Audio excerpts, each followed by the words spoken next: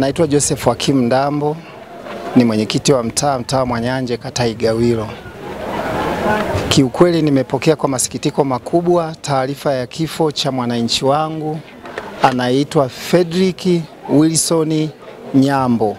Taarifa hizi nilizipokea kushinda jana mida ya saa 6 kwamba mwananchi wangu amefariki, kitu ambacho kilinishtua sana kwa sababu hajaugua na hakuwa na matatizo yoyote ya kuumwa.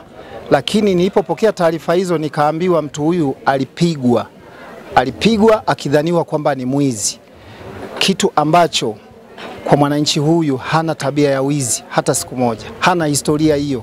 Kwanza huyu Fredrick Wilson Nyambo ni mwalimu wa shule ya sekondari Hayombo. Ni mwananchi ambaye tunaishi vizuri bila matatizo ya aina yoyote. Kwa hiyo nilipokea taarifa hizi kwa masikitiko makubwa sana. Nilienda kumwangalia mochwari, nilikuta kweli ni yeye, nilisikitika sana. Taarifa hizi zinasikitisha sana.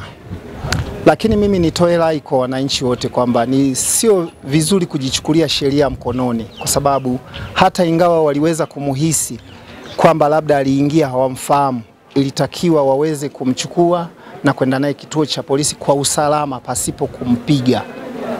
Pengine kwako mwenyekiti, ili tukio limetokea wapi, pengine nyinyi kama viongozi, na ni wapi maeneo ambayo wanahusika kufanya hiki kitendo?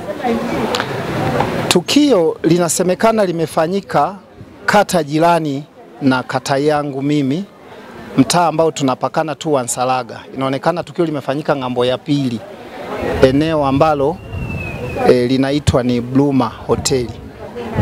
Ndipo ambapo inasemekana marehemu alipigiwa pale. Alikuwa ndani nje?